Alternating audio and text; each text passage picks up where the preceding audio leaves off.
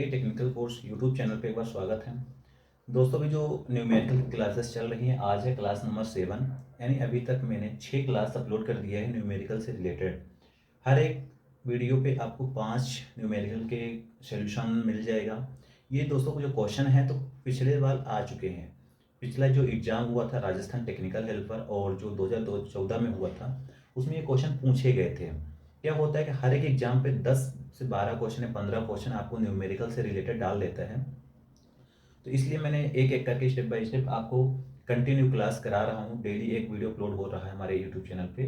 तो आप लोग डेली 5 क्वेश्चन भी कर रहे हैं, अटेंड कर रहे हो तो बहुत अच्छी बात है। अभी तो मेरा जो टॉपिक है प्रतिरोध से संबंधित, पावर से संबंधित, ऊर्जा से संबंधित, एनर्जी कितनी खपत होती है, तरह तरह के जितने भी क्वेश्चन पूछे गए थे उनको अपलोड कर रहे हैं। इसी तरह आपको इलेक्ट्रिशियन थ्योरी से जैसे थ्योरिकल क्वेश्चन है तो वो भी प्रीवियस ईयर पेपर के पीडीएफ का वीडियो बनाकर अपलोड कर दिए हैं, वो भी यहीं पे देख लेना, डिस्क्रिप्शन पे लिंक है। चलिए आते हैं आज के फर्स्ट नंबर, यानी क्लास नंबर 7 है और टेक्निकल हेल्पर से रिलेटेड अपनी क्लासेस चल रही हैं। क्वेश्चन नंबर फर्स्ट है। क्वेश्चन ये बोल रहा है कि एक हीटर 250 वोल्ट पर 4 एम्पियर का करंट पैदा करता है। एक हीटर है जिसकी सप्लाई दे रहे हैं 250 वोल्ट और उसकी जो करंट है 4 एम्पियर है। करंट पैदा करता है मतलब जब सप्लाई देते हैं तो यह कितनी बिजली खर्चा करेगा। बिजली खर्चा यानी एनर्जी कहे तो पावर हमसे पूछ रहा है कि करंट 4 एम्पियर है, वोल्टेज 250 वोल्ट है, तो उसमें से हमारी जो पावर होगी कितनी खर्चा होगी। सबसे पहले यहाँ पे पी पूछ रहा है, पी का मान बताना है हमें। चलिए देख लेते हैं कौन से फार्मूले से निकलेगा। वोल्टेज दिया गया है 250 वोल्ट और करंट दिया गया है 4 एम्पियर। बोल रहा है कि आप पावर हमें बता दो इसकी।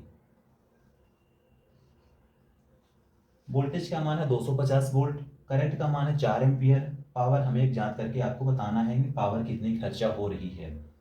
इसके पहले सबसे पहले हमें पावर बताना है खर्च में, यानी KWH के रूप में हमें बताना है। उससे पहले हम पावर एक जांच करेंगे और पावर एक जांच करने का फार्मूला P बराबर V इंटू आई। इस वाले फार्मूले से हम लोग पावर एक जांच कर सकते हैं आसानी से। यदि वोल्टेज का मान 250 है और करंट का मान है 4 एम्पियर, हमारा आ जाएगा 1000 वाट, या पावर इसकी जो आ रही है 1000 आ रही है पावर। इससे ये पता चल गया कि हमें हमारा जो वोल्टेज है 250 वोल्ट है, करंट है 4 एम्पियर, पावर है 1000 वाट। अब इसको KWH में हमें खर्चा है, जो एनर्जी हमारी मतलब कितनी खर्च हुई, जो एक तरह से हमें रीडिंग बताना है KWH में। तो KWH के लिए जो फार्मूला है दोस्तों, वाट इंटू घंटा बटे 1000 होता है। कितने वाट का था, कितने घंटा यूज किया गया है। तो यहाँ पे वाट बता रहा है कि 1000 वाट का है, 1000 वाट का है और बटे पे 1000 ही है।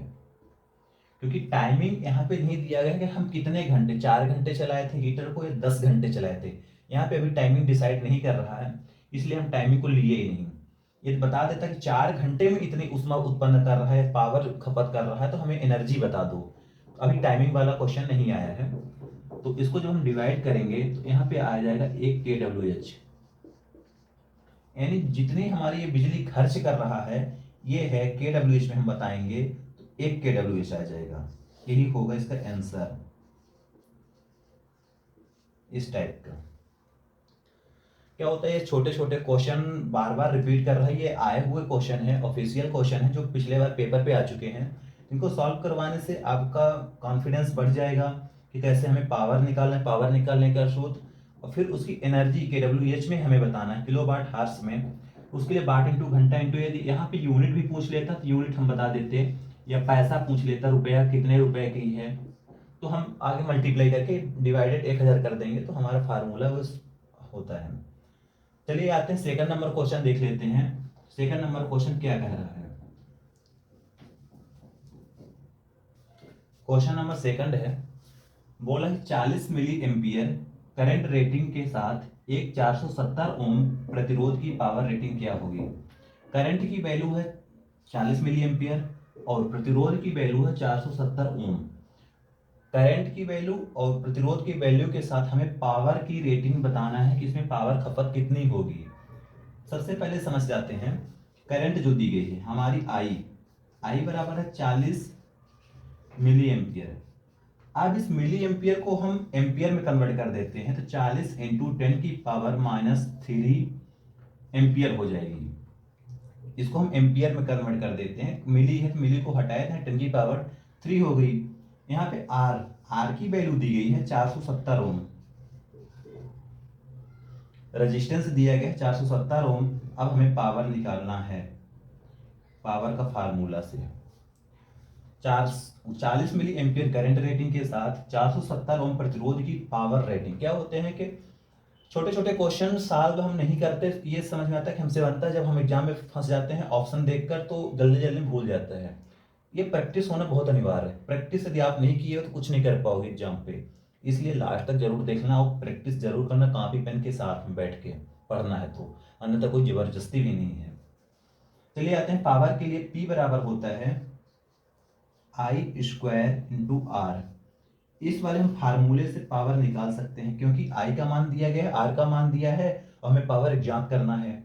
अब यहाँ पे हम रखते हैं I की वैल्यू, I की वैल्यू है 40 मिली एम्पियर है, मिली है, हम उसको हटाएंगे तो यहाँ पे 1000 लग जाएगा, स्क्वायर इंटू 470 ओम। R की वैल्यू है 470 ओम। अब यहाँ पे हम आगे करते हैं, स्क्वायर को हटाते हैं तो यहाँ मल्टीप्लाई हो जाएगा 470 ओम, कुछ इस तरह के। यहाँ 2 बार 1000 जुड़ जाएगा। अब इसको हम आगे जब करेंगे सॉल्व करेंगे तो आ जाएगा 725 मल्टीप्लाई 10⁻³ वाट। यदि हम इसको और आगे सॉल्व करते हैं, मिली वाट को हटा के 752 मिली वाट हो जाएगा। यही होता है पावर निकालने का फार्मूला, यही है आंसर। 752 मिली वाट है, 752 मिली वाट है। इस मिली को हम हटा दिए तो 752 हो गए थे, यहाँ पे वाट बस था, मिली की पावर लगी हुई थी। तो इस टाइप के आप आसानी से निकाल सकते हो छोटे छोटे क्वेश्चन। थर्ड नंबर क्वेश्चन देख लेते हैं। क्वेश्चन है तीसरा, क्वेश्चन पढ़ लो। 20 ओम प्रतिरोध का एक इलेक्ट्रिक आयरन 5 एम्पियर करंट लेता है। 20 ओम वाला रेजिस्टेंस वाला एक इलेक्ट्रिक आयरन है जिसकी करंट रेटिंग है 5 एम्पियर। 30 सेकंड के उत्पन्न ताप की गणना, हमें 30 सेकंड में जितना हीट उत्पन्न होता है उसी को बताना है। एक बार और देख लो, 20 ओम का प्रतिरोध है जिसकी इलेक्ट्रिकल आयरन दिया गया है, वो 5 एम्पियर करंट लेता है। जब उसको हम 30 सेकंड तक यूज करते हैं तो उस टाइम में ताप की हीट एच यानी उष्मा हमें बताना है। देखो छोटे छोटे क्वेश्चन बहुत आते हैं, आप लोगों को लगता हो कि पिछले बार पेपर पे आया हुआ क्वेश्चन है, जरूर देख लेना। यदि पेपर पढ़े होगे, यदि पढ़ना चाहते हो तो आपके लिए बहुत हेल्पफुल रहेगा। इसलिए इसको कॉपी पेन के साथ पढ़ने बैठे हो, लास्ट तक जरूर देखना, तभी समझ में आएगा। अब इसमें जो फार्मूला लगेगा निकालने के लिए, वो फार्मूला है H बराबर I²RT। इस वाले फार्मूले से निकाल सकते हो हीट, H हो गई उष्मा, I हो गई करंट, R हो गया रेजिस्टेंस, T हो गया समय। इस वाले फार्मूले से बहुत अच्छे से निकाल सकते हो। ये होता है जूल या उष्मा का नियम, बता सकते हो। जहां पे R बराबर दी गई है, R की वैल्यू है 20 ओम और करंट की वैल्यू दी गई है 5 एम्पियर, टाइम समय की वैल्यू दी गई है 30 सेकंड। ये हमारा डाटा है, कुछ नहीं। अब यहाँ पे H बराबर लिख दो 20 इंटू 5⁻² इंटू 30। इस वाले फार्मूले से आप आसानी से निकाल सकते हो। इसको 20 इंटू 55 कर दो, ऐसे सीधे निकाल देते हैं।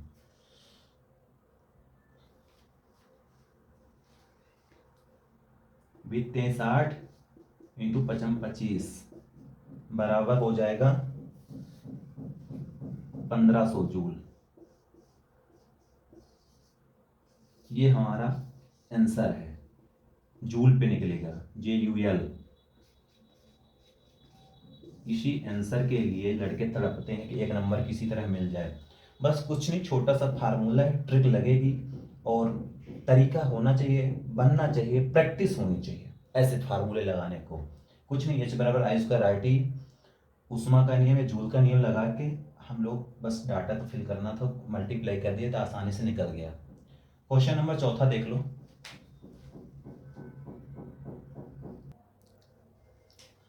क्वेश्चन नंबर 4 है। क्वेश्चन ये बोल रहा है, एक 1200 मीटर एक 1200 मीटर तार में 60 ओम का प्रतिरोध है। 1200 मीटर लंबाई का एक वायर है, तार है, जिसका प्रतिरोध 60 ओम है। तब 240 मीटर तार के प्रतिरोध की गणना करो। जब 1200 मीटर था तो उसका रेजिस्टेंस 60 ओम था। अब 200 वायर की लंबाई बढ़ा दी, यानी तार की लंबाई हम 1200 से कर दिए 240 मीटर कर दिए। 240 मीटर तार की गणना करो, यानी हम 1200 था, अब उसको घटाकर 240 जब लिया दिए, उसकी हमें रेजिस्टेंस की गणना करना। उस टाइम पे 60 ओम था जब 1200 मीटर लंबा तार था। अब है 240 मीटर, उसकी गणना करना है, रेजिस्टेंस अब बताना है। इसके लिए जो फार्मूला लगेगा, फार्मूला सबसे सरल है, यही लगेगा, प्रतिरोधकता लंबाई बटे एरिया यानी क्षेत्रफल। R बराबर PLA। R हो गया प्रतिरोध, P हो गया प्रतिरोधकता, L हो गई लंबाई, A होगा एरिया यानी वायर का क्षेत्रफल, वायर की लंबाई, वायर की प्रतिरोधकता, वायर का प्रतिरोध यानी रेजिस्टेंस। क्या होता है, यदि P एवं A कांस्टेंट है तो उस टाइम पे क्या होता है, R प्रोपोर्शनल L। P यानी प्रतिरोधकता यानी L यानी सॉरी P यानी प्रतिरोधकता, A यानी एरिया यानी क्षेत्रफल। P प्रतिरोधकता, एरिया क्षेत्रफल। यदि हम वायर की मोटाई नहीं बढ़ाए, वायर की प्रतिरोधकता कुछ नहीं किए, तो R प्रोपोर्शनल L होता है, क्योंकि जब हम एरिया बढ़ाते हैं तो उसके रेजिस्टेंस में कमी होती है और बढ़ोतरी होती है। प्रतिरोधकता यदि बढ़ाएंगे तो रेजिस्टेंस में कमियां ज्यादा होती है। यदि दोनों कांस्टेंट हैं, यदि लिखा है कि यदि P एवं A दोनों कांस्टेंट हैं, स्थिर हैं, उस टाइम पे R प्रोपोर्शनल L होता है। यदि हम वायर की लंबाई बढ़ाएंगे तो रेजिस्टेंस ऑलरेडी बढ़ेगा। यहाँ पर देख लो क्वेश्चन क्या कह रहा है, एक 1200 मीटर तार पे 60 ओम का प्रतिरोध है। 1200 मीटर जब वायर था तो उस टाइम पे उसका प्रतिरोध 60 ओम था।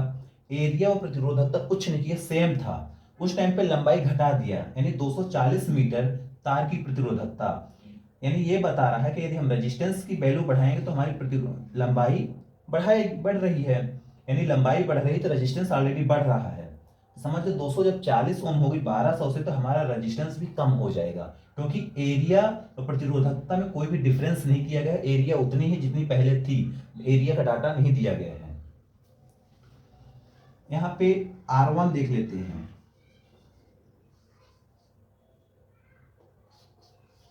साठ ओम दिया गया है। L1 देख लेते हैं, लंबाई है, पहली लंबाई थी 1200 मीटर। L2 दूसरी लंबाई है 240 मीटर, 240 मीटर। अब हमें यह बताना है R2 की वैल्यू बताना है, क्योंकि R1 की वैल्यू मालूम है, R2 की वैल्यू नहीं मालूम है, हमें R2 की वैल्यू पता करना है। यहाँ पे ये हो जाएगा R1 प्लस R2 बराबर L1 प्लस L2। अब यहाँ पे R2 बराबर R1 कर देते हैं और L2 बराबर L1 कर देते हैं, यानी R1 का मान है 60 ओम और L2 का मान है 240 मीटर, मीटर मत लिखें, और L1 का मान है 1200। इस वाले जब फार्मूले से निकालेंगे R2 की वैल्यू, R2 की वैल्यू निकाल रहे हैं, R1 है 60 ओम और L1 है 1200 और L2 है 240, R1 मल्टीप्लाई L2 बटे 1200। जब इसको हम आगे करेंगे आएगा 1440 बटे 1200, इतना आएगा। जब इसको डिवाइड करेंगे तो हमारा आ जाएगा 12 ओम। 60 ओम से जब हमारे 1200 मीटर लंबा तार था उस टाइम पे प्रतिरोध 60 ओम था। जब 240 मीटर वायर घटकर आ गया तो उस टाइम पे हमारा प्रतिरोध 12 ओम बचा। यही था इसका आंसर। कितना सरल है, कितना इजी है, बहुत अच्छे से कर सकते हो। ऐसे क्वेश्चन आते हैं घुमाने वाले, फंसाने वाले, जिसका फार्मूला आप लगाकर आसानी से समीकरण बनाकर निकाल सकते हो। ज़्यादा लेंथी नहीं क्वेश्चन। चलो क्वेश्चन नंबर 5 देख लो। क्वेश्चन नंबर 5 है, बहुत अच्छा क्वेश्चन है। एक 1000 वाट का हीटर है। एक हीटर है जिसकी क्षमता 1000 वाट है और 200 वाट विद्युत सप्लाई से जुड़ा है। 1000 वाट का हीटर 200 वाट की विद्युत सप्लाई से जुड़ा है। यदि एक महीने में 30 घंटे तक जुड़ा रहता है, यानी कंटिन्यू 30 दिन तक, महीने यानी एक महीने जुड़ा रहता है 30 घंटे तक, और विद्युत के दाम 4 रुपए हैं प्रति यूनिट, तो महीने का बिजली का बिल कितना होगा। हमें यहाँ पे ये बताना है कि बिजली का बिल कितना खर्चा होगा। 30 घंटे तक 200 वाट की और 1000 वाट सप्लाई से जुड़ा है, तो कितना बिजली खर्चा आएगी। एक बार क्वेश्चन और समझ जाओ। एक हीटर है जिसकी रेटिंग है 1000 वाट की कॉइल उसमें लगी हुई है। हम उस हीटर को 200 वाट सप्लाई से कनेक्टेड किए हैं, जोड़ के रखे हैं। यदि हम एक महीने में 30 घंटा तक, यानी डेली 1 घंटा चलाएंगे तो 30 दिन में 30 घंटा होता है, तो 30 घंटे तक जुड़ा रहता है और विद्युत के दाम 4 रुपये प्रति यूनिट है। विद्युत के जो हमारे खर्चे हैं 4 रुपये प्रति यूनिट है, तो एक महीने का बिजली का बिल कितना आएगा, हमें वही बताना है। इसमें KWH जो निकालने का फार्मूला है, KWH जो निकलता है तो यहाँ पे ये निकलता है कि वाट इंटू घंटा इंटू पैसा बटे 1000।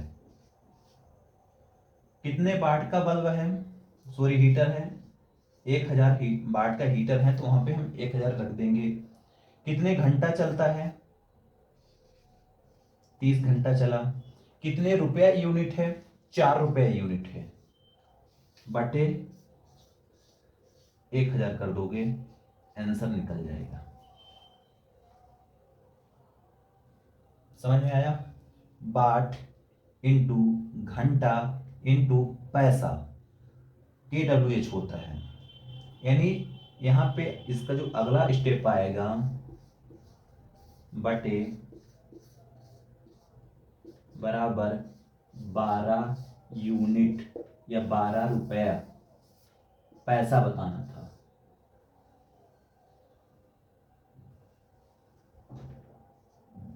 ₹120 एक महीने का खर्चा होगा, ये इसका राइट आंसर होगा।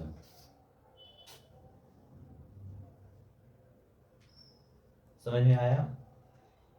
वाट इंटू घंटा इंटू पैसा, 1000 वाट का है, 30 घंटा चलता है, 4 रुपया यूनिट हमारा बिल है, जिसमें हम 1000 से डिवाइड करेंगे तो 4 3 12,000 बटे 1000। जब हम 12,000 यानी इसमें करेंगे तो 120 रुपये आएगा, साथ जीरो कट जाएगा। इस तरह के हमारे 5 क्वेश्चन टेक्निकल हेल्पर के जो प्रीवियस ईयर पेपर आए थे उससे जुड़े हुए करा दिए हैं। अगला रहेगा क्लास नंबर 8।